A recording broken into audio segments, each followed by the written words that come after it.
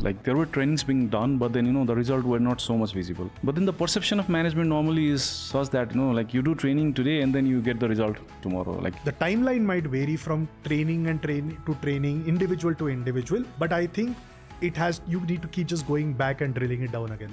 How do you assess as an organization that this training resource is actually appropriate for you according to you?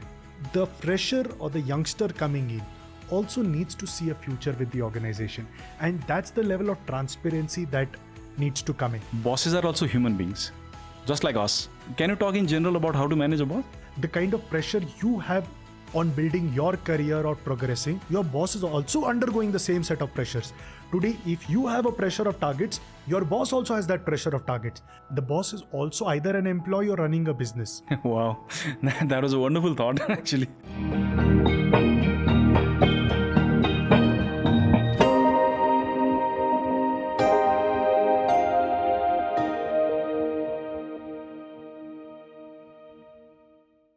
Hello everyone, welcome to the 27th episode of Global IME Podcast.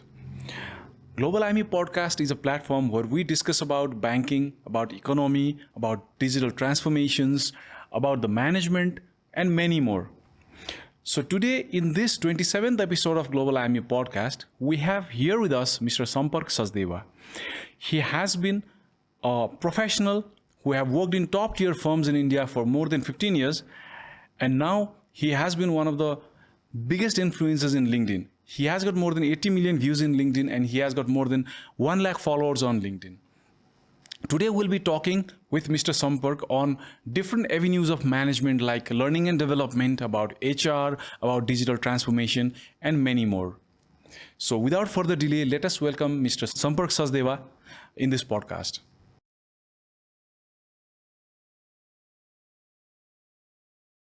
Sampark, to start the conversation, could you just throw some light on your professional journey so far?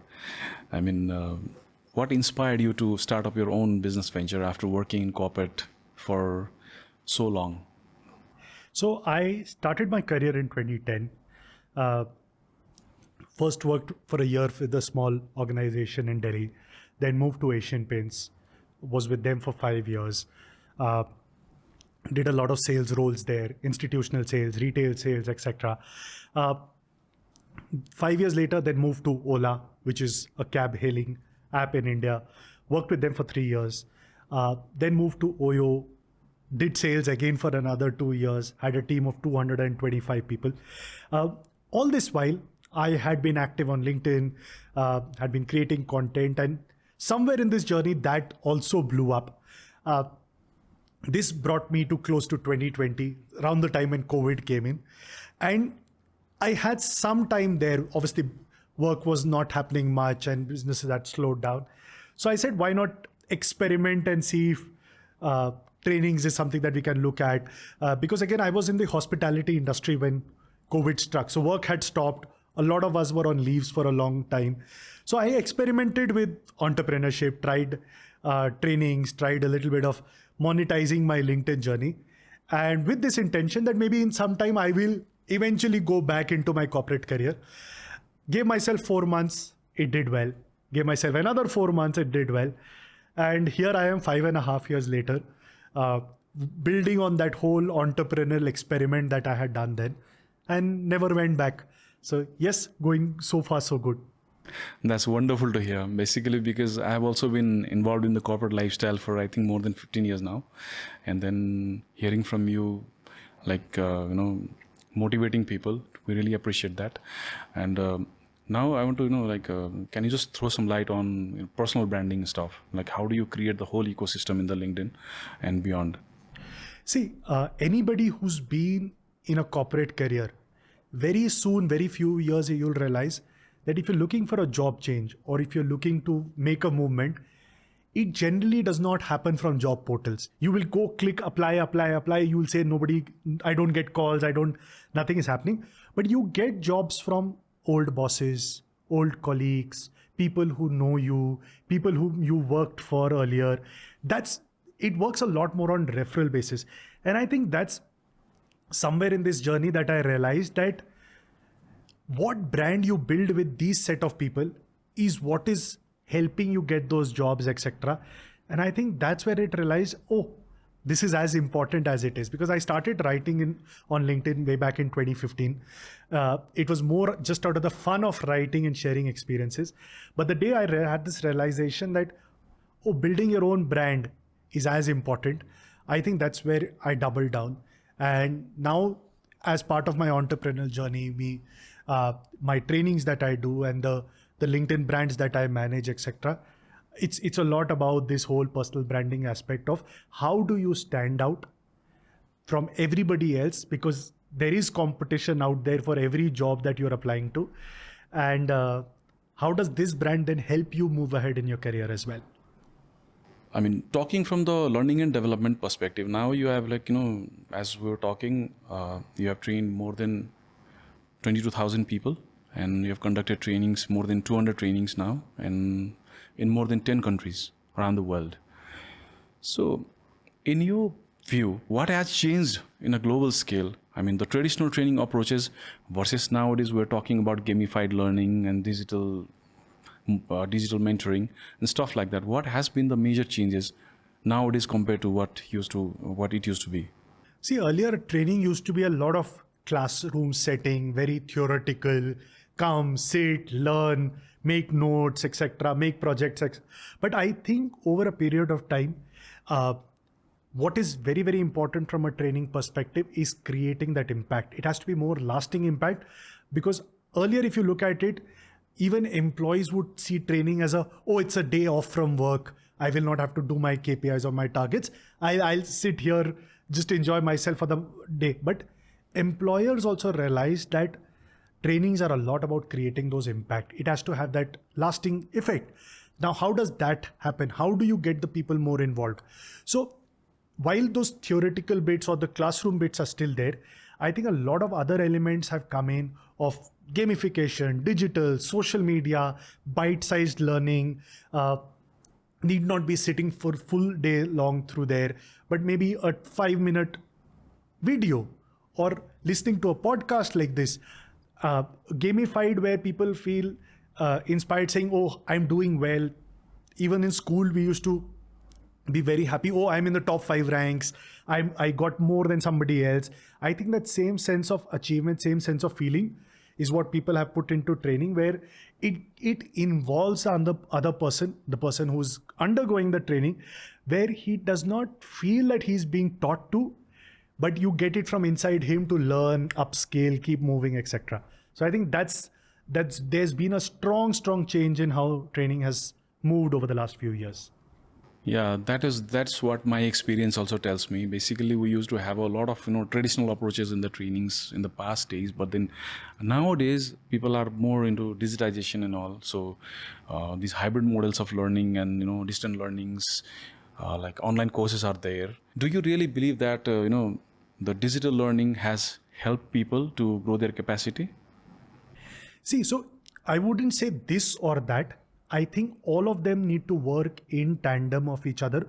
So your traditional learning, your digital learning, your gamified learning, all of them need to work together. Traditional learning, it also helps from this aspect that it is learning on the go. It need not be that you need the whole setup of things to be kept in. People can learn at their convenience, maybe while traveling to office, maybe sitting in the comfort of their home, etc. So I think a lot of that learning is unified. It's all interconnected with the various forms of learning. And I think when you keep talking about the same thing in different forms, that's where that impact of those trainings come in. Now let us move into a little bit about the human resource part of the corporate sector. We have been talking a lot about succession planning and building the capacity of people from the future's perspective. That's what a lot of organizations, and we are no exception, we are also trying to build capacity of our managers, of our executives, of our people who are working in the front line also. What do you suggest? According to you, basically, what sort of a training program should be organized to build the capacity from the future perspective? See, for a lot of organizations who approach me for training, one thing that is not as good as it, for a lot of organizations see it as a tick mark activity, that, oh, we need to do trainings.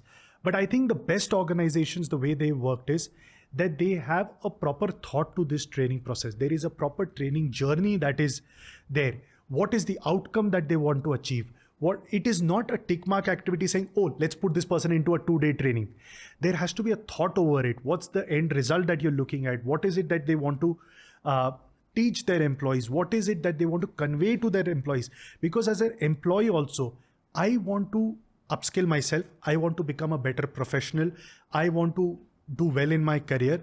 And I will want to work with an organization which is an enabler, which cares for my career as well, which cares for my upskilling as well. And when as an employee, I work with an organization where I feel, oh, they are interested in making me a better corporate professional, where I see a great journey with them working. It's not just about what salary you give, but when you take care of the interest of the employee, I think that's where you build that very strong engagement with your employees. That's where that bond comes in, that we care for each other. When as an employer, we care for the employee will care for the organization. And I think that's a two-way relationship. Like any other relationship, it's always a two-way. So if we are doing that, if we are putting that thought into trainings, how does this impact? And every training is a win-win for both. How does this training help the organization? How does this training also help the employee in his career, in his life of becoming a better employee, and then helping the organization by becoming a better employee? So it has to be a very structured thought and a structured program to it. So yeah, you just mentioned the impact of the training, on a, broader perspective, according to you, as you have been involved in training business since so long, and then you have trained so many people, what according to you creates a lasting impact as a training? See, as you rightly said, some organizations do it as a tick mark activity. While we were talking before this, you mentioned that there is a certain budget that organizations need to put in for the training of the employees. Let's not do it because I have to allot a budget. Let's do it for the larger good of both, as I said, for the organization and for the employee as well. And trainings shouldn't be a one-off case. Oh, let's do a 2-hour training because I'm supposed to do a 2-hour training. It has to be well thought of. That whole program needs to be there. I'll give you a couple of examples. There is one organization that I was training for a leadership program for a 6-month period. The training was, how do you be a better manager? Because in a lot of organizations, your best individual performer, we make them as the managers. No, most of these managers are never taught how to become good managers. How do you take care of employees? How do you drive a team? They've been good at working themselves, but nobody's taught them how do you lead others. So then we did a 6-month program there where we had trainings at regular intervals, and everything from emotional intelligence, how do you give feedback, how do you manage underperformance, how do you have those difficult conversations. And when you have it over a longer period of time, it gets stitched. The whole program of becoming a better manager gets stitched. You keep coming back to the same concepts that you learned training to training. And that's where once you drill it down again and again and again and again, it creates an impact. So it has to be a longer process. It has to be a thought out process. It has to be a process where the learning keeps getting ingrained into the individual. That's where it will have impact. I'll give you another example on the opposite end of the spectrum. An organization reached out to me saying, "Hi Sampark, can you do a training on effectiveness?" And that was the complete brief. So I reached out to them. I said, "What is your thought?" They said, "Oh, there has been a point that has been raised by a senior leader that our people are not effective enough. They are delaying things. They're not giving as much results. So I think we should do a training." And that was all. Just because somebody had given a feedback, the mail was forwarded to the HR team, and the HR team reached out to me saying, "Come do a training." There was no thought to it. There was no thought to how this training is going to create an impact. What exactly do you want on effectiveness? Where do you think is the problem statement? So be it with an external trainer or an internal trainer, etc., there has to be a proper training needs analysis. There has to be a proper drilling down to the root cause of it. Why do you need a training? What do you intend to achieve from the training? What is the measurable impact of this training? there is a lot of, and that's where the best organizations work with. I have worked with organizations as well where they have spent a couple of months just drilling around on and zeroing in and sharpening this thought process of what is it that is required and how does that create an impact. So, and if thought over well, training is the best thing that can happen. If not thought over well, you'll spend the money and you may not get result out of it. So yes, there are both ends of the spectrum. And as an organization, you need to decide where you want to be. Wow, that's an interesting thought. So yeah, in my previous organizations also, like there were trainings being done, but then, the result were not so much visible. But then the perception of management normally is such that, like you do training today and then you get the result tomorrow, like which is not the case in most of the scenario. So what, according to you, like what is the expected time of return when you do the trainings? Basically, what is the expected duration in which you get the return from the trainings? See, again, it depends on the execution as much. Because at times a trainer can come and teach and go. How do you make sure that that thing is executed? How do you make sure that that thing is followed up? How do you make sure that that thing is again drilled down? And something like sales, somebody can teach you sales and go back, you can go into the market, implement those strategies and you might get results. But when you're talking about leadership training, behavioral training, there may not be an immediate tangible impact. But I think, how do you strengthen that thought again? So again, this client that we work with, we do the leadership training. Then in that fortnight later, we have one-on-one coaching sessions with the participants there. Oh, did you try this concept? How did it work? Every training we end with an action plan of these are the 3 things that we are going to execute after this on the ground or with my team. And then maybe we catch up on a one-on-one coaching 2 weeks later and saying, did you try it? What worked? What did not work? Okay, if this did not work, tweak this. So it is a continuous effect and impact kind of a creation that needs to be done. And that's where the impact happens. So again, the tangible result may vary. The timeline might vary from training to training, individual to individual. But I think you need to keep just going back and drilling it down again and again. In your podcast, in your training sessions, you have been talking more about positivity, motivation, and what's the worst that can happen. So how much as a person that thought helped you in your professional journey so far? See, so I've always believed in this line of people ask me, how do you take decisions and how have you done switches in your career, etc. I always put that question, then what is the worst that will happen? So when I moved out of corporate and into entrepreneurship, I don't come from an entrepreneurship background. If you'd asked me even a few months before I moved into this, I would have said I'm very happy in my corporate career. But I think COVID was a catalyst where I had some time, work wasn't happening much. I said, let's give it a shot. And then this question comes in, what is the worst that will happen? The worst that will happen is that I might go back. I might need to find another job and go back. But I think I've built a credibility in over 10 years by then, that even if I go back, somebody will give me a job. I have that pedigree, I have that learning, I have that network. So people hesitate a lot in taking a risk. Oh, changing a job. Oh, changing a career. Oh, moving into an entrepreneurship. Oh, maybe starting a new podcast for that matter. Just ask yourself this question. What is the worst that will happen? If it does not kill you, it's okay.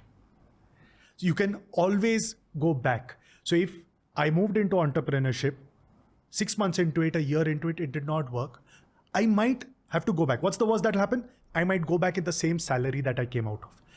What is the worst that will happen? I might go at a slightly lesser salary than what I was last at, but I will not go back to zero. It is not that I might not get a job at all. So it might take me a little longer to get back to where I was. It might need a little more of effort, but it will not take me back to zero. So if that's okay, I think that's a very, very strong push for me to take a risk. When you talk about the corporates these days, the entire scenario has changed. The world has changed from traditional approaches to the digitalization, automation, AI, machine learning. These are the things, these are the words that have been flying around corporates these days. So What, according to you, in terms of HR, in terms of capacity building, the organization should focus on the days ahead? See, so I'll tell you, a lot of people that you speak to today, oh, AI is coming for your job, oh, you're going to lose your job, etc. I think it is not. Even organizations are now going into that thought process of how do we use AI or how do we use all of this digitization and tech to improve the productivity of our team.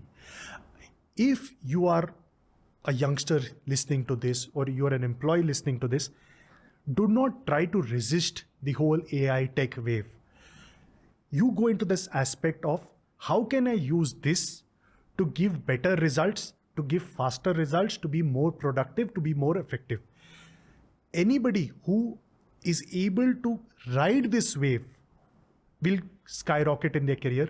Anybody who tries resisting on this will get thrown behind. If you look at 30 years back when computers came in, a lot of people said computers are coming in, you will lose your job, you will lose your job. It has helped you give better results. People who learned, who made that transition from manual to a computerized world did well in their careers. Now from this computerized world into this whole AI, tech, machine learning world, the people who are making this transition are going to do well. Same thing with organizations as well. Organizations need to use these new elements to go into the more result-oriented, better productivity, better revenues, better profit angle. And I think that's where the true impact of this transition will come in. So do you see any gap that the organizations have currently, and then do you see any scope of improvement that the organizations need to adopt in their processes to adjust to the change scenario?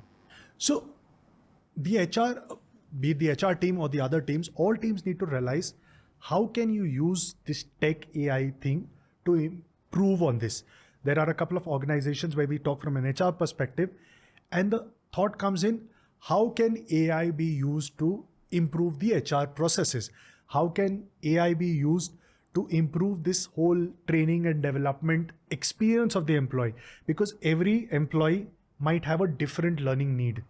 Every employee might have a different learning speed. How can you use the whole tech space to make it more curated, to make it more personalized, so that you are able to create fine-tuned and more curated experience for your team as well, and for your consumers as well, for the other teams, and create that strong impact. So don't use it to replace, use it more as a fine-tuning mechanism for future impact. Nepal is also going through the transformation in AI and machine learning, and we have been doing a lot of workshops for our bank. And I can see that in the other corporate sectors as well, they have been conducting such similar kind of programs there as well. On a larger perspective, where do you see some of the organizations that have already implemented that versus the country or the organizations that are still in the journey to implement it so far? Where do you see the gap, and then what advice would you want to give the corporates to actually implement whatever they have learned so far into the workplace? See, again, goes back to the same thing of if you try avoiding it, it's not good. You will not be able to avoid it, because everybody else is executing, implementing AI, using it to further their reach, further their revenues, further their profits, improve the productivity. If you are an organization listening to this and you've not got into it, I think it is time that you start thinking about it, start researching about it, start seeing how this can improve your organization in every aspect, because that's the future. It may come a year later, it may come a couple of years later, it may come 5 years later, but eventually it will come. The faster you adopt it, the faster you make this transition, I think the better for every organization that is there. I think that's the only solution here. Now, talking about HR as a whole, organizations basically, we've been hearing more about succession planning. We've been hearing more about, future leadership. In our bank also, we have been, organizing a lot of programs, and we have also, worked out on a lot of interventions where we want to build the capacity of people in terms of future perspectives. But somewhere or the other, in organizations as a whole, the connect is not there. Maybe because people, they don't assess their training needs so much, or people fail to understand what is the future need of the upcoming leaders. So what, according to you, on a global scale, should be done, or organizations should be focusing on to build the capacity of people in terms of future leadership? See, again, it has to be a very, very conscious effort from the leadership. If I talk from a manager perspective, a lot of times as a manager, I will say my team needs training. But the day the training is announced, I will say, no, I can't send my person because he's on the field and targets are to be done, etc. There is a very big irony in that. That's one. Secondly, as a manager or as a leader, I also need to realize till the moment I make myself replaceable, I will also not get promoted. There are so many times I've seen in my corporate career where somebody is due for a promotion, but his promotion gets held back because people say, oh, there is nobody to replace him. So as a manager, if you are a manager leading a team, tomorrow your promotion can get stuck with this whole aspect saying, because there is nobody ready to replace him, we can't move him up as well. So for you as a manager, it has to be as conscious an effort to get somebody ready to replace me, because tomorrow my promotion should not get stuck because there is nobody below me who can replace me. And we as managers a lot of times think our work is only to say, okay, approved, do this, do that.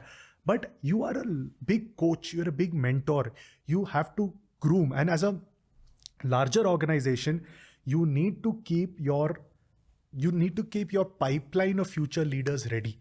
And it has to be a conscious effort. As a leader, I need to start giving my next in line that exposure to the next role as well. For example, right at the bottom, you have individual performers. Whoever is your best performer, you make him the manager. But again, nobody has prepared him to be a manager, because managing people is a different ballgame than managing your own self. Now, if you have identified that this person is my next in line, or I would want to explore, that assessment and that training needs to start happening way before this guy gets promoted. Okay, is this guy somebody that we can look at exploring for the next role?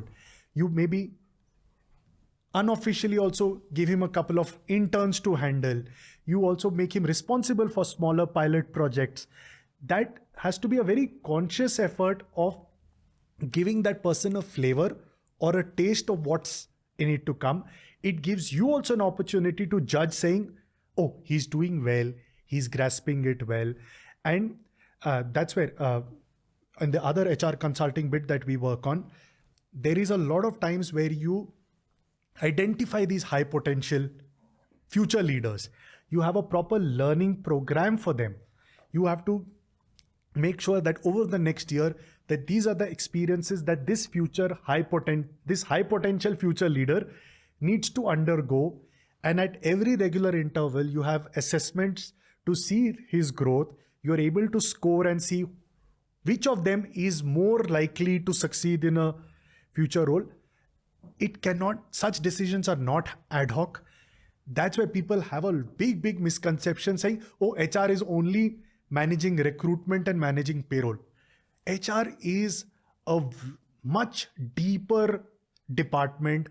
There is a lot of work, a lot of thought that goes in. You are from the field, so you know what it is there and the kind of misconceptions people have. So when you build this whole program around future potential, and we've done this with a few organizations where we've run year-long programs of identifying and then grooming these future leaders so that when they move on to the next role, eventually they're not caught dumbfounded.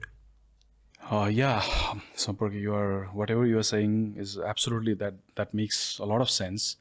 The other thought that goes into planning and designing the training programs as a whole is the training need assessment has to be proper. And a lot of organizations, I think, they fail to identify their actual training needs. Because of that, the trainings that they are organizing, they get lost somewhere in between. The trainings are not so effective because the connect is not there. The requirement versus the training delivery. And then considering large organization like us, a organization that has got 3,000, 4,000, more than 5,000 people, there are different layers of people. And individual to individual, it's very difficult to identify the needs of the capacity building.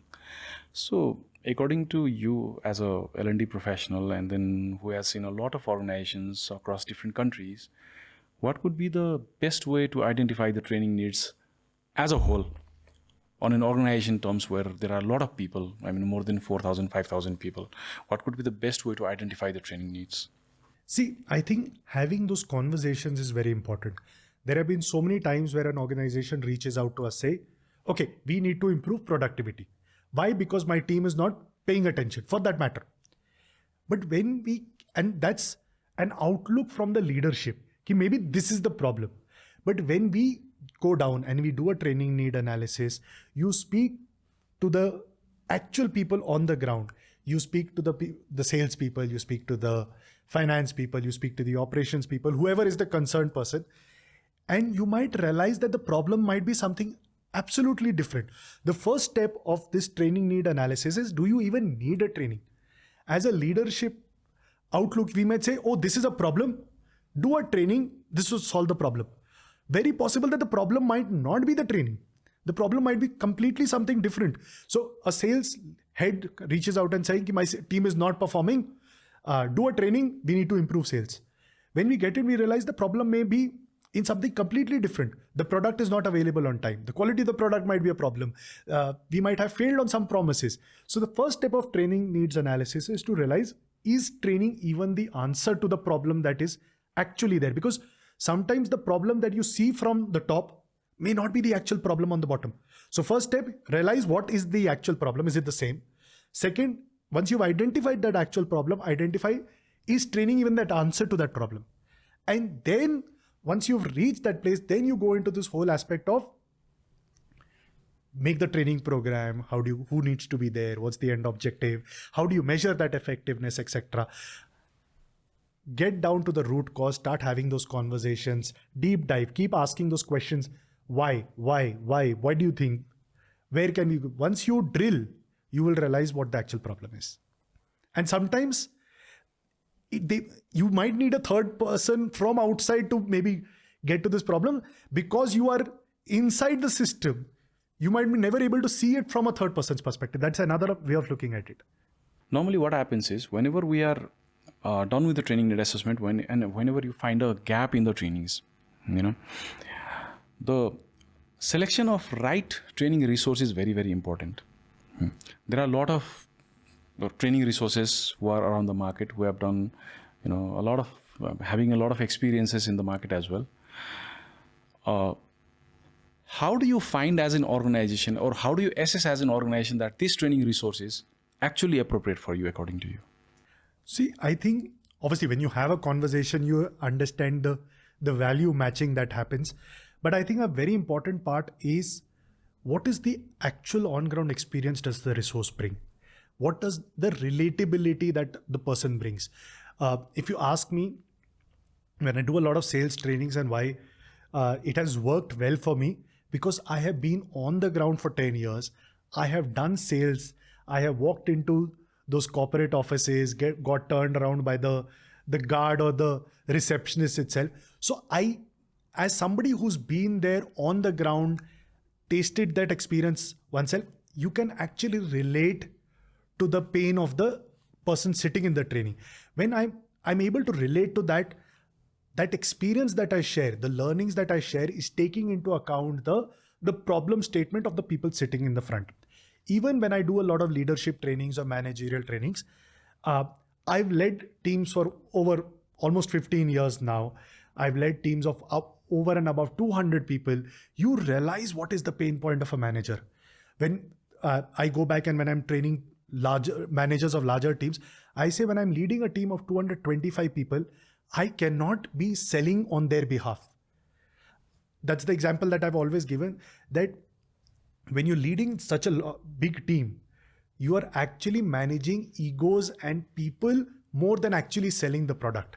Now, when I talk from this aspect, the people who are sitting there in the audience say, oh, I know what you mean. I go through this every single day. I think where you get that right resources, where that relatability comes in, where the learners also say, okay, he knows what my pain point is. What happens generally is you might bring a theoretical trainer there who might have theoretical knowledge, who might be good in the basics, but who does not know the actual on-ground reality. That's where the disconnect happens, and where the learner also says, he's teaching me what is in the textbook, but he does not actually know that my pain is something completely different. So I think that relatability becomes a point. Yeah. So I also experience the same thing. Basically, where I mean, sometimes or the other, you also face similar kind of an issues, like finding the right resource for the kind of training that you are actually supposed to do. Talking of which, I just want to ask you one more question. Basically, in a lot of corporates, even in banks, basically the trainings are more focused on the core operational issues. Whenever you feel that there is a gap in the performance, the obvious choice comes into your mind, or the first thing that comes into your mind is there is some training gap related to the operational things. They are not knowledgeable on the execution part of their job, but then they completely miss out the entire, the entire thing related to their behaviors or the soft skills that completely gets missed out. You might be focusing on the technical part of the job responsibilities, but the root cause might lie with the soft skills. So what is the right way of assessing whether you need a technical training or a soft skill training in a workplace? Skill, when you say the technical bit of it, that's something that can be taught. That is something that a lot, as you rightly said, a lot of organizations put focus on what is the product, what are the features, what do you need to talk about. It is very important to realize that more often than not, it is the other side which needs that training. Because again, I come from a sales background. When you are selling, irrespective of what product you're selling, the person you are selling to, there has to be a human to human connect there. Only when you trust me as an individual, you know that what this guy is talking about, or he's not trying to cheat me, then will you even think about, is the product good enough or not? And I think a lot of organizations miss this aspect of sales. Even when you are getting work done by somebody, so you are in the operations team, you need to get the work done from the finance team. When you have the trust in the individual, you will go out of the way to do work for them as well. But where you go into that in organizations, you feel, oh, isko jo kaam hota hai, he hands it over to me, he just delegates. But when that personal bond is there, where you have that connect between two individuals, you will obviously go out of your way to help him also. You realize the genuineness of people. I think that's where, because it is so intangible, a lot of organizations don't realize that that is a problem. When I walk into a bank and when I'm talking to the customer facing employee, sometimes it comes across that he's trying to sell me something. He's not interested in genuinely my personal finance or my wealth or my well-being. He's more interested in his targets. And the moment that disconnect happens, the customer will say, no, I don't want to do it. But where the person sitting across the table comes out with a genuine care for his customer, I think that's where then the customer also says, okay, no, I understand. He understands me. He understands where my problem is. And I think as an organization, we need to judge both of them very well, because most organizations that I have seen, they are very strong on the knowledge part of it, but not on this. And that's exactly what you touched upon. A lot of things rely on whatever you have learned from the early childhood days. It's in your DNA, it's in your behavior that, you exhibit in the workplace. So according to you, is it possible to change that DNA of a person? See, I think what is also important, what a lot of employees are looking for is, are they being looked after? If they see a career with the organization over a longer period, they see that the organization is taking care of them as an individual. And I say taking care does not mean a higher salary or higher perks, but are you interested in their career? Are you interested in their growth? Are you interested in having them as part of your journey to growth. When you put that across, I think the employee also on the ground then feels cared for, because a lot of times we say, oh no, this is the target, how do you do, I don't care, etc. But as a employee, we have to take into regard that there is a lot of stress in his life as well. He has his career to build, he has his journey, he's also nervous, he might have problems at home, he might have aging parents, he might have young kids. I think when you look at an employee as somebody who's a part of your ecosystem and you need to take along, rather than just a lot of younger or a smaller organizations take employees as an expense. But you tend to forget that without employees, you will not be able to build or scale anything up. I think when that mutual respect for each other starts coming in, I think that's where it starts reflecting in how that employee takes care of his consumers as well. When he feels a part of the organization, when he sees that sense of ownership from his employer towards himself, he has that ownership towards the consumer as well. So while yes, that nurture from childhood has an impact, I think where you are able to build that relationship with your employee, that both of you are in a partnership where you take care of each other, I think then your customers are also taken care of. Rightly said. So yeah, you have been working with a lot of organizations across the globe. Can you share some success stories where they have, identified something like that, and then they have designed the programs like that, and like they have they have been able to extract some good results out of that? I mean, I'm sure you must have, you have been a part of a lot of organizations across the globe, and then definitely you might have, seen such stories. If you could like to share some of these. See, again, I go back to my Asian Paints days. Asian Paints in India has more than a 50% market share. Every other brand combined is less than Asian Paints alone together. But one thing I felt that strongly differentiated them was the kind of employer they were. The kind of everything that I mentioned, a lot of my learnings as a manager, as a leader, is how that brand took care of its employees. And as a young manager was handling teams, how those qualities that I saw in my leadership, which trickled down to me, I think that's a lot that has formed my perception towards leadership and managerial aspect. And I think that's what I have carried forward in my future organizations. And I think that's what I've carried forward as an entrepreneur as well. And I think that's how when I say that if you take care of your employees, that translates into the results for the organization. That's the reason why a brand like Asian Paints became what it is, because through and through this journey, you took care of your employees, even their point of view towards their dealers. Now, I have seen organizations where your vendors or your distributors, you treat them as customers. You arm twist them, you tweak, there might be agreements which you might go back upon, etc. But when I look back at my journey with Asian Paints, in the 50-60 years of their existence, every distributor, every dealer, they have treated them as one of their own. They know that when they progress, when their business flourishes, is your business flourishes.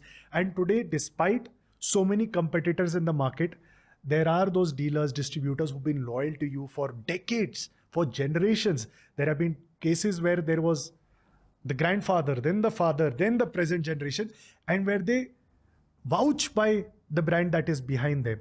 And I think, so there is a direct correlation. So I'm not only talking about employees, I'm also talking about your consumers. When you take care and when you take everybody along, the results are there for everybody to see. And even 10 years after moving out of the organization, I still say I absolutely loved that time there as an employee, the kind of learnings that I got, and I still carry them. And I'm sure I will keep carrying them irrespective of how large teams that I handle.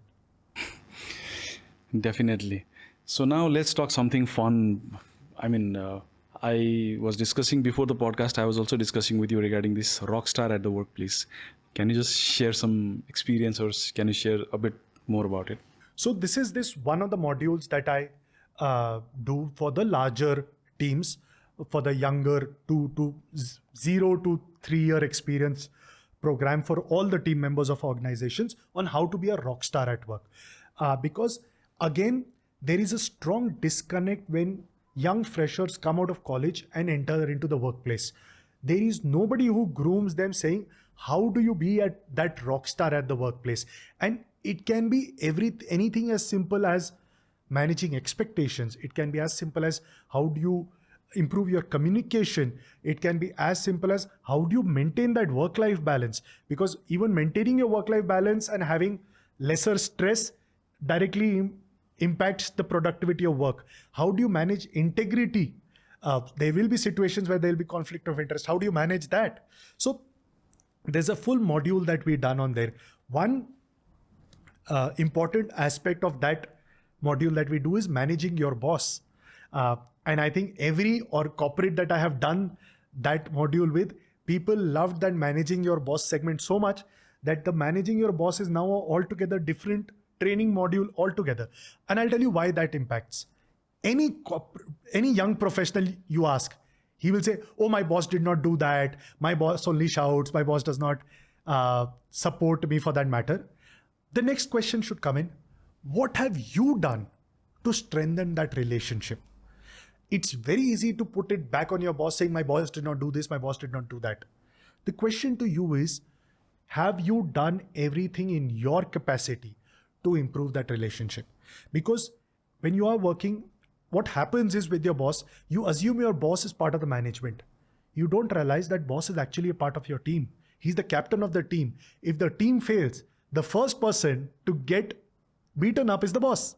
So the boss and you are on the same side of the spectrum.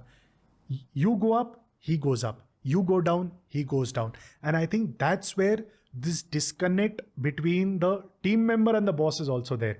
And you need to join hands together. You need to build that communication. You need to build that expectation setting. You need to build that camaraderie between the two of you to go well. I think, so that's one. So the how to be a rock star at work is one module. A spin-off of that was managing your boss. And I think both these modules are such which a lot of organizations enjoy across the spectrum.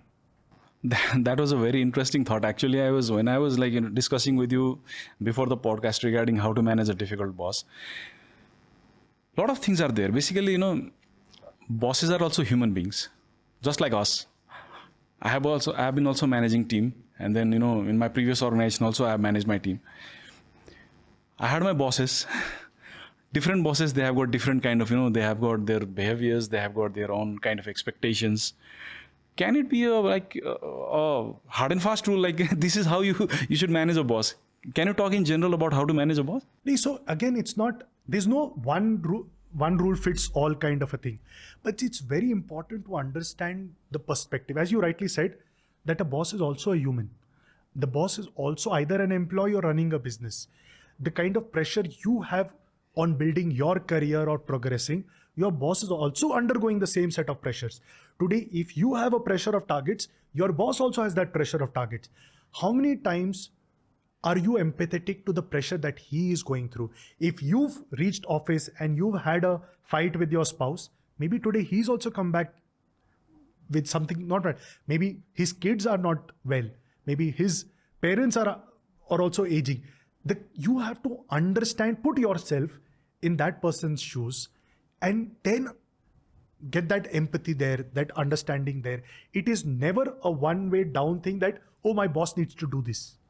It is as much of how much do you contribute to that relationship. And then you also move on to the aspect of what kind of communication works. How do you build that transparency between you and your boss? A lot of times a manager gives a task, and till the time the manager follows up, you don't even go back. What is the manager expecting? Just to go and update and saying, sir, you'd given me something. I worked on this. This much is done. This much is pending. I had said it will be finished by Friday. I will still need 2 days more or whatever. The point is, there has to be the transparency, the trust in each other, the confidence in each other, a strong communication between the two. Yes, there will always be those bosses, despite doing everything, it will not work out. It's okay. Not every relationship is supposed to be perfect. But then there are a lot of relationships that if you work properly on, more often than not, that problem can be solved.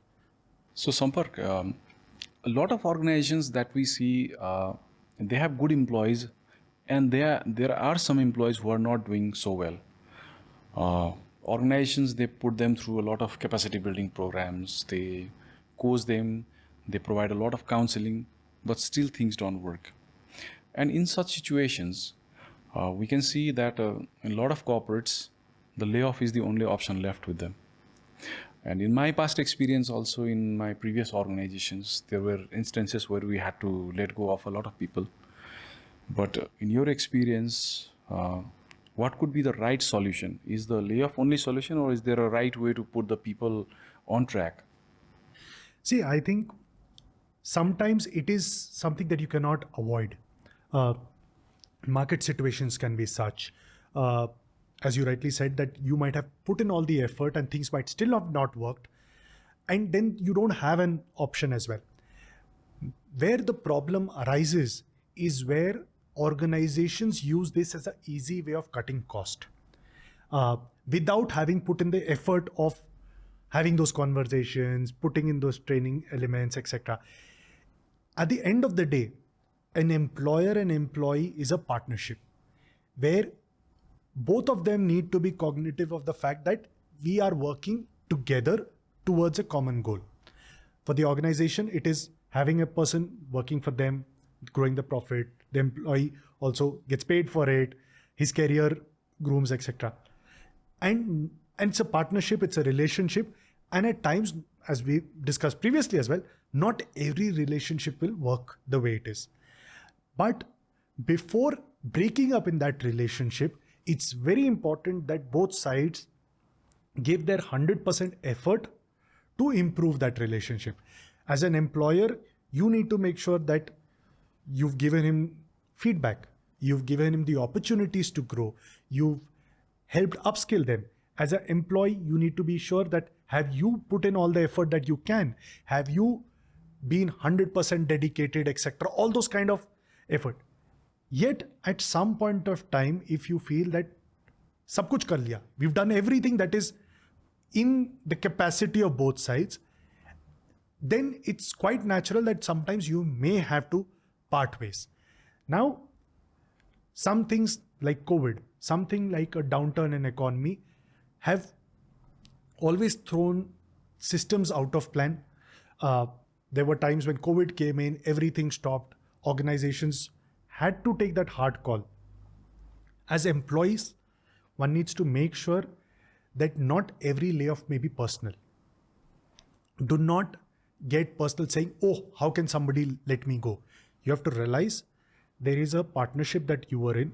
If that partnership is not working, you have to be mature enough to own something that has happened and then move on to and find something which is more relevant. There are so many people who go through this and then sit back, oh, why me? Why did they have to do this to me? Why did this happen? The longer you sit and you crib on it, the longer you sit and pity yourself, there are others who are moving ahead. So yes, it is natural to feel bad about it if it does happen, but then pick up, stand up, get onto it. It's your career. There is nobody else who's going to come and save it for you. That's from an employee perspective. From an organization's perspective, one, you need to make sure that you do everything humanly possible to keep your people. What a lot of younger organizations or very fast scaling organizations do, there is no structure to how you are scaling. Then you put in people left, right, and center, assuming that every problem can be solved with more people. And then when things go wrong, you fire as fast. So that's the due diligence that an organization needs to do, that if you need people, take people, just don't take people just because you've raised funds. And as I said, so it's a both way kind of a thing, and both of them need to be working in tandem for each other for a successful relationship. So now let's talk something different, okay? In a lot of organizations, we do a lot of hiring. The turnover is there.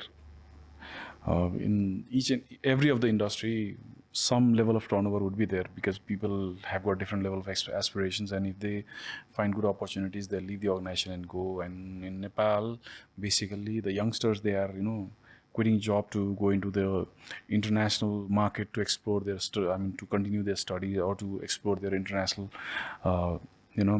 employment also. So when you do a new hiring, when you do fresh hiring, what according to you works the best? Whether it is training them for the technical skills, or you start training them with the soft skills that they require to grow in the organization? See, so both of them need to go in tandem.